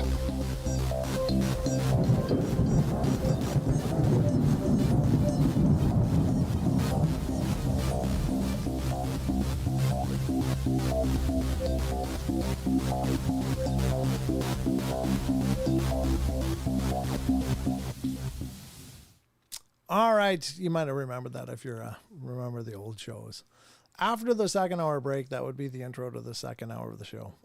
So I just thought that was cool. However, if you didn't catch the latest podcast, I actually used that once again in the latest podcast where I talk about what are ghosts, what is a ghost. I used it in there because I thought, well, that's kind of fitting right after Wes's announcement of our sponsor. I put that in there too. What went on in your head? Oh, Mr. Thomas, did you talk to the dead? Oh, that sounds pretty good, actually. Grandizer, you should write a song. Sounds interesting. All right. It's about that time though, folks, because there's a lot more going on in the portal here. Let me just tell you, because it ain't just a one-trick pony here in the portal. We always got a bucket of fun to get to. And by God, it is time for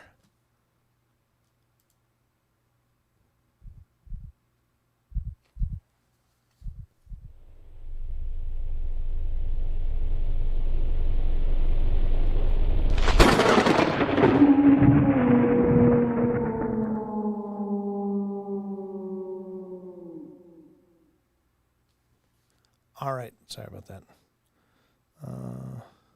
Okay. Just had a text message I had to respond to because, well, I get text messages sometimes. Believe it or not, they come in spurts, though. It's really weird. It's time for the Cryptid Corner, ladies and gentlemen. We're going to dive into some cryptid stuff. And we're going to start, we don't really have as much time. I do want to say also, Saturday there will be no live show, unfortunately. I've got to be out of town that day, and I won't be back in time to do a show. So just so you know, don't look for a live show on Saturday. There should be one on Friday with Sheldon, though. So just so you know, we'll do one Friday, but Saturday I got to take off. And then, of course, next Wednesday.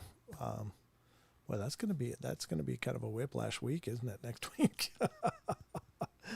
I'll be doing Coast to Coast on Tuesday/Wednesday. And then I'm going to be doing the night's Wednesday show. And then I'm going to be doing Bigfoot Michigan Rob show. So there's just a whole bucket of fun next week. Then I don't know if I have any interviews lined up for next week or not. If you have any stories and wouldn't mind being a guest on the podcast, please reach out to me. I'd love to hear your stories and talk to our, share them on the podcast so our listeners can hear them as well. It's really cool. First of all, I take a great deal of pride in hearing people's stories and hearing what they've experienced because, I mean, it is kind of a very trusting gesture by those people to kind of expose themselves and say, look, this is what I've experienced. I've been carrying it for years. And I always take a great deal of pride in that.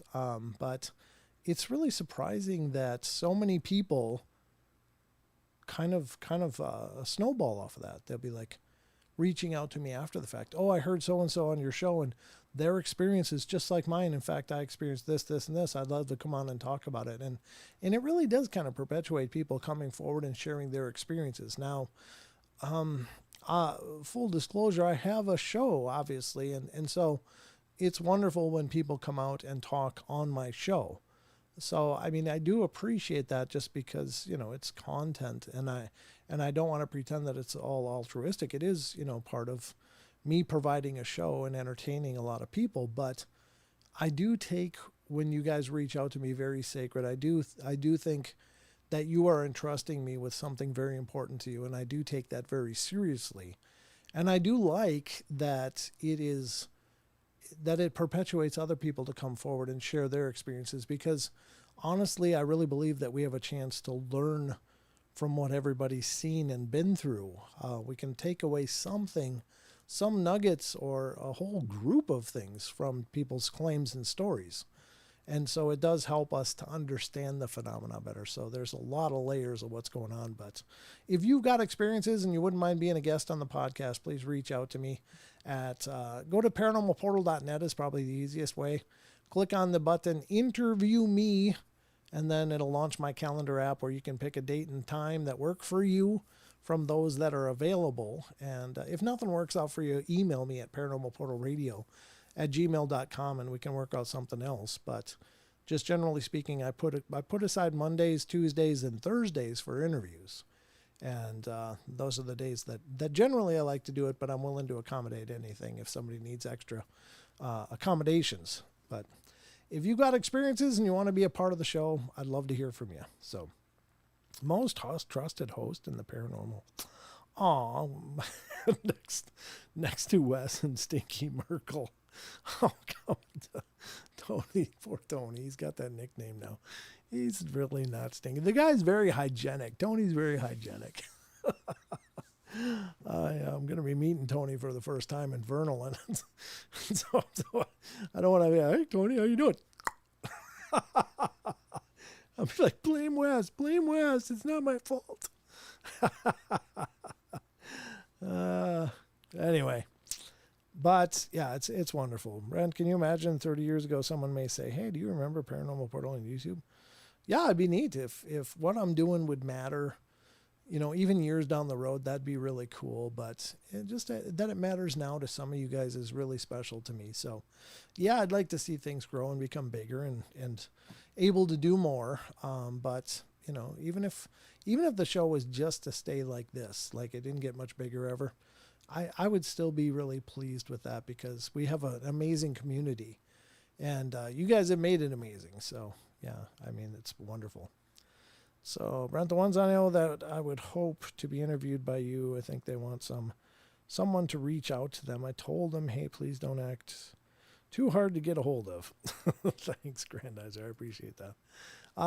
Yeah, it's hard for me to remember to reach out to people because, honestly, my days are absolutely slammed with either things I'm trying to catch up on or development things that I'm trying to do for the shows or videos that I'm trying to put out to promote the shows or posts, etc., taking emails and phone calls and stuff. It's just I'm really a one man production here, so there's only so many hours in the day, but I'm doing the best I can. But anyway, let's get to this. This first article is from Sasquatch Chronicles itself. We are going to the first one from Wes's blog. Again, please check out SasquatchChronicles.com. It's, so many of you are so familiar with Sasquatch Chronicles, the podcast, but if you're not checking out the blog, you're in the .com, you're missing out on a whole bunch more that Wes offers. He works extraordinarily hard keeping this relevant and keeping it updated all the time. So stop by there and see what he's linking for your benefit. There's certainly an opportunity if you want to hear more of Wes and what he's doing to become a member, and you get an extra show every week and so much more. So, and then when he does the, is it the after dark show with Tony? That's a members only thing. So that gives you another opportunity to hear both Wes and Tony. So, great opportunity. Where's Post Ghost played on the internet radio? I don't know, Maggie. I think you have to go to coastcoast.com, coastcoastam.com, and I think they have a listing of their affiliate stations, including around the world, where they broadcast Coast to Coast AM, and just watch for that. I don't know that much about where to listen. I think you can listen on coastcoastam.com, but it might be a membership thing, and I don't know for sure. So if you find out where they are, that's fantastic. But just look for Australia, like Coast to Coast in Australia, and I'm sure you can find some affiliate stations that'll be broadcasting it. So anyway, Brent, I'll have a look and see. Yeah, please do.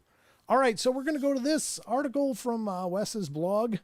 And this is a listener email. I love these because these are great snapshots into people's experiences that don't always become shows. So these are excellent in their own right. And this is from August 7th. Strange event while growing up. And the listener writes, I had some encounter as a child and in my teenage years. My earliest memories are being watched while going to bed a number of times. I never knew what it was, but my parents would tell me there was nothing to worry about. The parents. I gotta say, so many stories that I've covered through the years. And I've heard these stories firsthand, too, of parents like kids seeing the most horrifying things. And, imagine being a kid. You're 3, 4, 5 years old, maybe 6, 7, 8, whatever. But you're being confronted with something that is absolutely horrifying. There's something coming out of your closet, something crawling out from under your bed. And you're seeing it, you're experiencing it. It's very visceral, very real. And it's, just really causing you problems. So what do? You run to the one safe place you got, and that's your parents. They run in there. Mom, Dad, there's a monster under my bed. There's a monster in the closet. There's a monster in the corner staring at me. And, and I think parents do this not because they're trying to just torment their kids, but I think they just want their kids to not worry about that kind of stuff that, maybe it is. So what is it? It's a nightmare. Just get back to bed. Just close your eyes and go to sleep. Nothing's going to bother you. And they send them right back alone into where they just came from, terrified. And you just got to imagine, oh my God, just the head bake going on there for these kids. It's like, wait, I don't want to go back there. And the parents are like, get to bed. And these poor kids have to go back and sit in this state of fear until they finally maybe collapse into sleep. And my advice, even if you don't want to believe it, even if it's inconvenient, listen to your kids. 1836. 1836. I don't know what that means. I have no idea. Well, it's good to hear from the ghost box, this ghost radar tonight. That's the only thing it spit out all night. What is 1836? I don't know. But my advice again, just listen to your kids. And you know what? Go with them back into their room and help show them that it's okay, or make them feel comfortable, or let them just snuggle with you. What the hell? You know, if they're in a state of terror, just give them a safe space, and don't dismiss what their claim is, because you're all they have.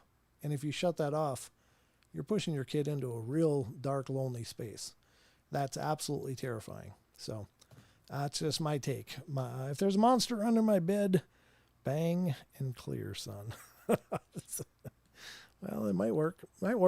Yeah. In the year 1836, if man is still alive. I don't know what that means, Grandizer, but sounded poetic.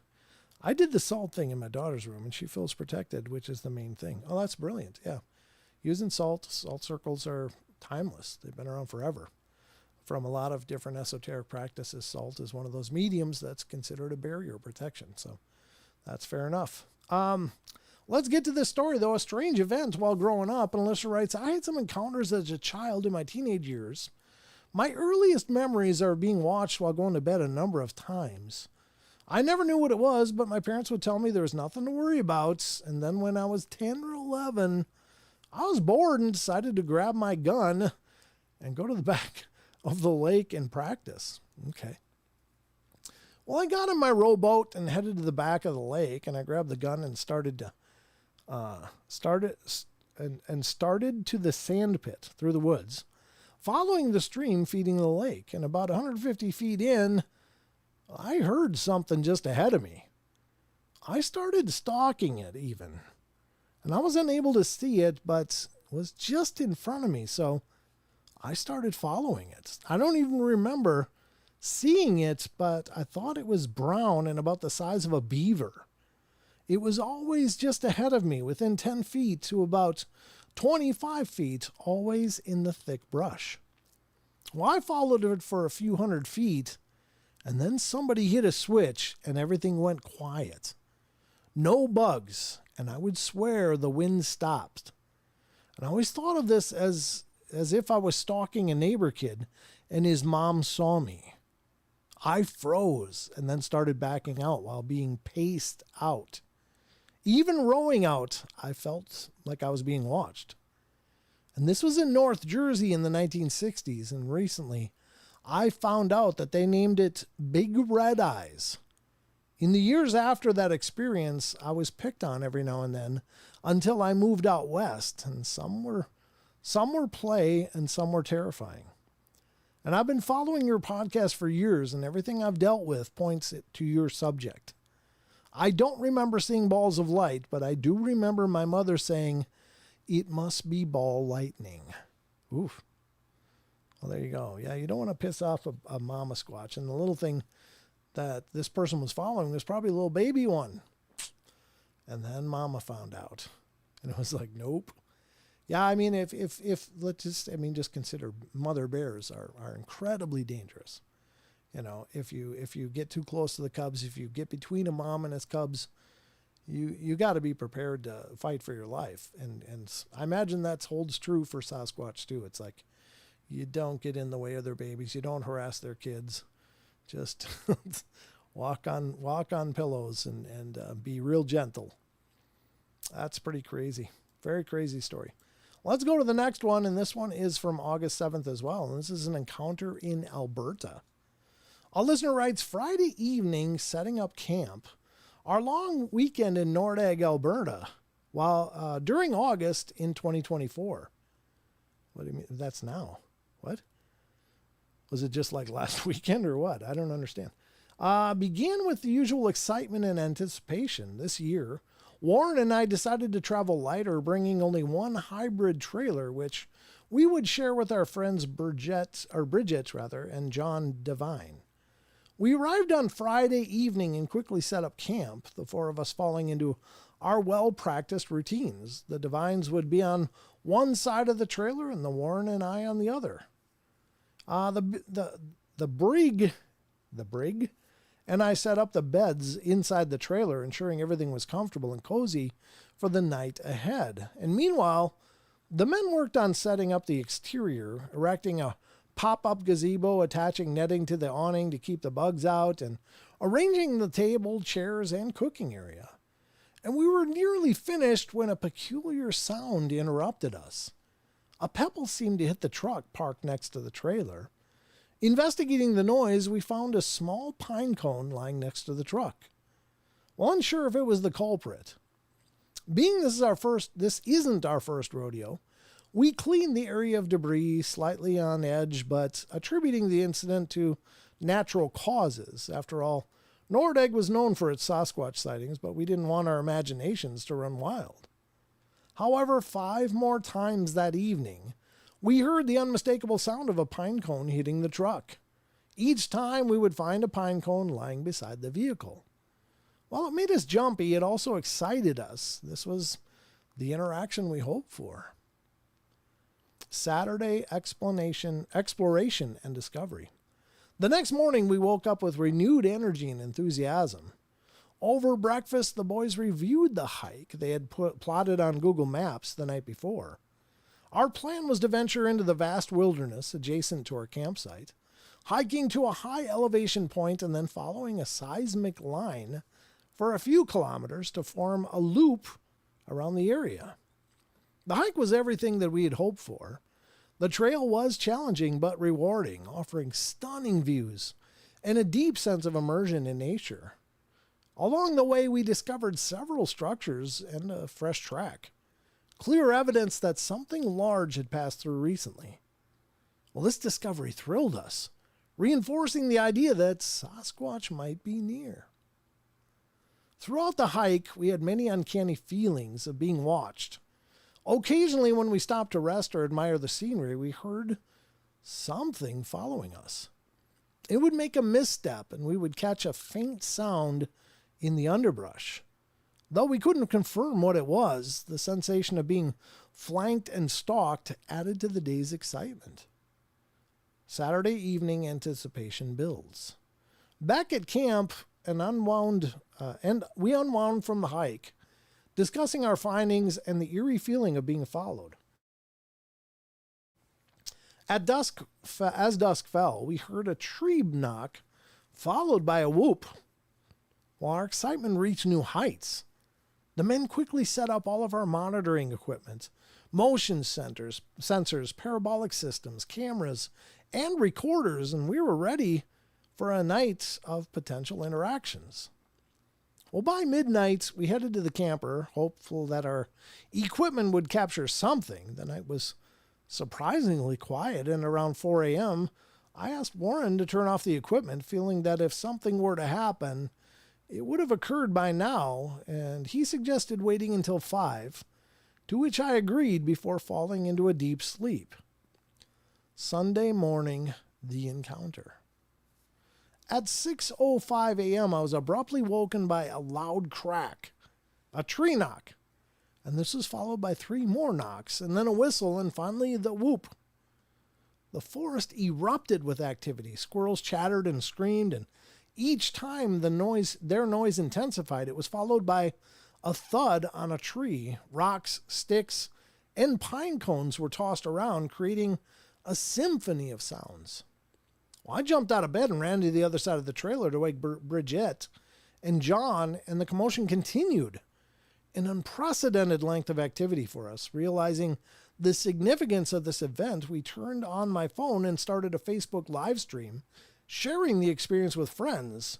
We captured the sounds of whoops, rock clacking, tree knocks, mouth popping, and even mimicking of birds.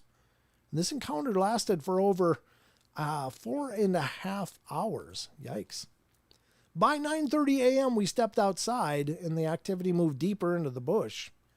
We made breakfast, drank our coffee, and planned the day, and the boys decided to hike into the woods to investigate while Bridget and I walked the decommissioned roads. Sunday afternoon, continued activity. It's kind of long. Not that much longer, I guess. As Bridget and I walked, I should say Bridget. I keep saying Bridget. Sorry. And I walked. We continued to hear knocks and rock clacking. The movement in the bush, overheated by the sun, we decided to head back to camp. And meanwhile, in the woods, Warren and John discovered strange scat and footprints. Warren spotted a large black mass running up a hill on 2 legs, moving far too fast to be a bear. And they took photos and returned to share their findings. Well, the forest remained active with occasional knocks and rock clacking, and around 5 p.m., it started to rain, and we prepared for another night of potential activity. Despite the rain, we set up our equipment, hopeful but realistic about our chances. And later that evening, just after supper, we headed to the trailer to listen to the audio of our early morning encounter. And we had our audio connected to external amplifiers so we could hear all of the background and noise crystal clear. To our surprise, our encounter didn't start at 6:05 a.m. To our surprise, our encounter didn't start at 6:05 a.m. Starting at around 3 p.m., a small pebble would hit the trailer. Then, about every half hour, another one would be tossed. And as the night continued, the rock tossing and noise gradually jumped up until 6:05, when we were awoken by the extremely loud tree knock. Sunday night, a shocking encounter. And at 3 a.m., we all jolted awake as our trailer was shaken violently. As quickly as it started, it stopped. Shortly after, Bridget heard something rummaging through our bags of cans. And the rest of the night was quiet. In the morning, we packed up camp. The heavy rain had washed away any tracks. Oh, I forgot to mention, in the evening after Sunday's encounter, Bridget and I had found a tree stump with a smooth white rock directly behind our trailer. We replaced the rock with an apple and an orange. Our last day, we checked the stump, and the apple was gone, and the orange remained. A small but intriguing mystery. I hope I detailed our encounter thoroughly enough to understand. Well, that's pretty fascinating, isn't it? Yep, they went out looking, and I guess they got to the right place. They hit the right location, folks. So there you have it. I don't know. Very interesting stuff. But again, you be the judge. Hilarious. What's hilarious? Hold on to something heavy. The chance, the chaos, the bono, and a whole cat are chasing each other around the house. What the hell's a whole cat? I don't know what a whole cat is, Elaine, but that sounds disturbing. I don't. Is it some vagrant cat living in a hole in your house, or what does that mean? The power of gifting. You got it right, Grandizer. I don't think they're really familiar with oranges, and they don't seem to like bananas either. That's never a real positive gifting attempt to leave out bananas. They don't seem to know what to do with them. They don't seem to be excited to even try them. They just avoid them. And oranges, I didn't know. I never really heard of somebody gifting an orange, but apples are always a big treat, I guess. And, so yeah, they'll take those. But there you have it, folks. Another fantastic journey into the Paranormal Portal. Again, just as a reminder, remember, I will be appearing on Coast to Coast AM on Tuesday night. Actually, it'll be early Wednesday morning at midnight until 2 a.m. And hope you guys will tune in if you're able to. It'd be great to have you guys out there listening, even though I probably won't be aware of it, unless you call in, because apparently there's going to be call-ins in the second hour where people can call into the show and ask questions or whatever. So I don't know. I don't know if people will call in or not. I don't know, but I'm excited for that prospect. So at any rate, that's the game plan. And then on Thursday, I'll be on Bigfoot Michigan Rob's channel and doing an interview there. So I'm going to get around as best I can and represent the portal wherever I go. But that's about going to wrap it up for tonight's show. I'm excited for you. Thank you, Mercedes. I appreciate that. It really is exciting. When I reached out to them, I didn't expect much more than a 20-minute segment, which seems pretty standard. But then I talked to the executive producer for about 45 minutes. And then it's like, okay, well, we're booking you from midnight till 2 on Tuesday, then, if that works out. I was like, 2 hours? So I was a little surprised, but that's wonderful. I mean, I'm really looking forward to it. Again, I think George is amazing, and it'll be great. It'll be a real honor to be interviewed by the guy. I just think he's a phenomenal guy. Brent, I'll call in and ask, can Brent make Sasquatch sounds again? I don't make Sasquatch sounds. That's not part of my repertoire, so I don't do Sasquatch sounds. I don't do the Ohio howls or anything. I just, I do a Homer Simpson, though.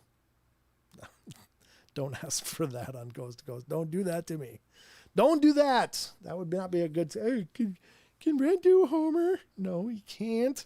Not on Coast to Coast. On the portal, I'll do it. But Brent, I always remember the late 1990s when Coast to Coast AM would play that Sasquatch scream. Really chilling. Oh, sure.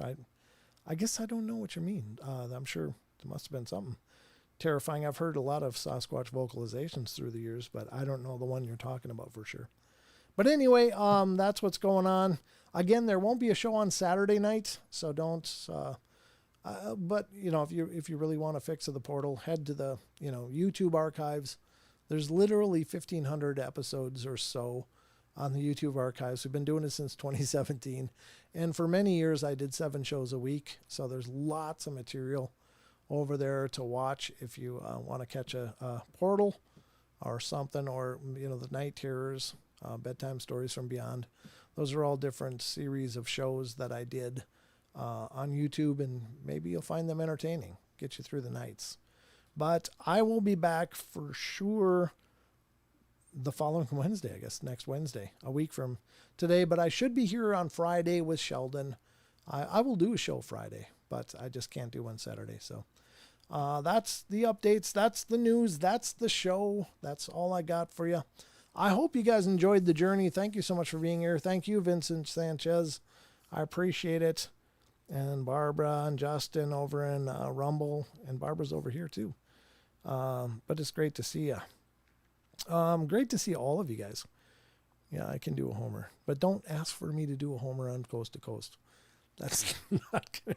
I don't want to. That's not the reason that I want Coast to Coast to remember me, is for my Homer impression. So be nice. All right, so that's what we got for tonight. I'm going to wrap it up here.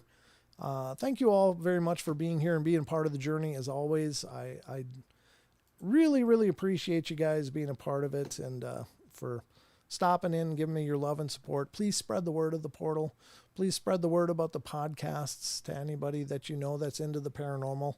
I'm just trying to do all I can to spread the awareness that I'm out here doing these shows, and hopefully more people will want to be a part of it.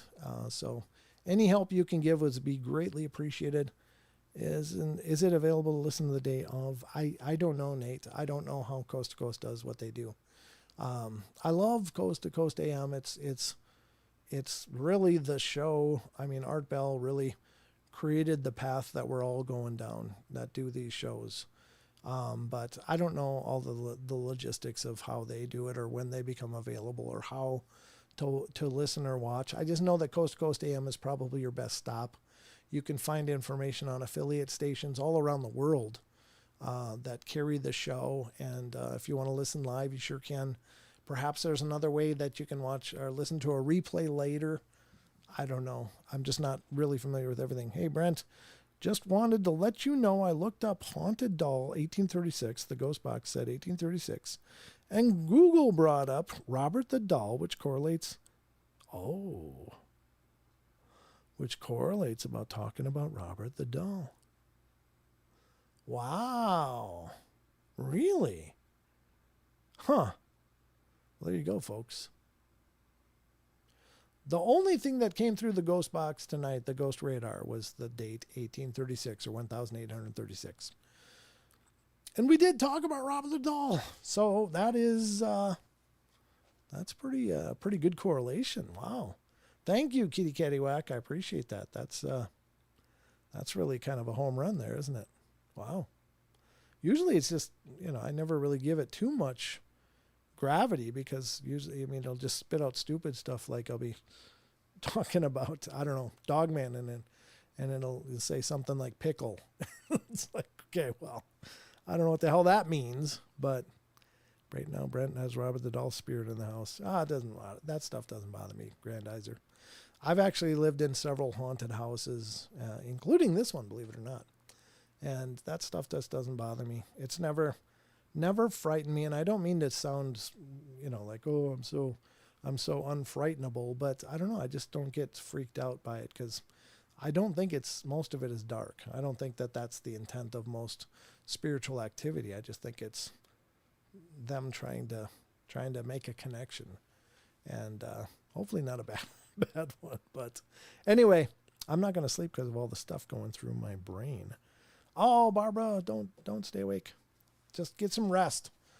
It's just all a part of the world. In fact, I'm pretty sure that we're all always surrounded by spirits. Like if we could suddenly just see, I think we would see spirits everywhere.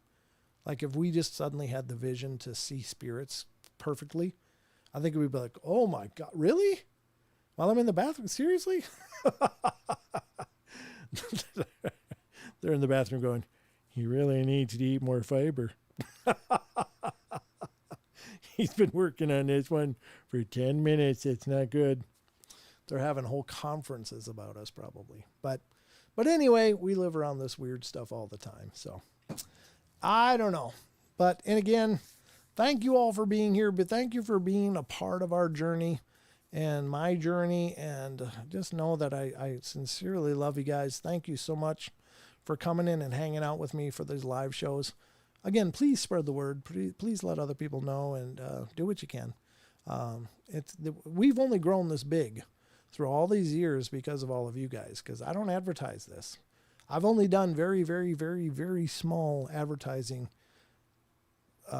experiments, and they never really gleaned any results. So it's all been you guys. So thank you so much. So anyway, that's all I got for you. So good night. Take care of yourselves. I hope you all sleep wonderfully. And just know I'm sending you all a big hug. And remember, I love you all. Be good, be kind, be nice. Take care of each other, help each other out. Find the magic in every day. And remember to laugh as much as you can. And I'll see you on Friday night for the Friday show. And until then, be good. Good night, everybody.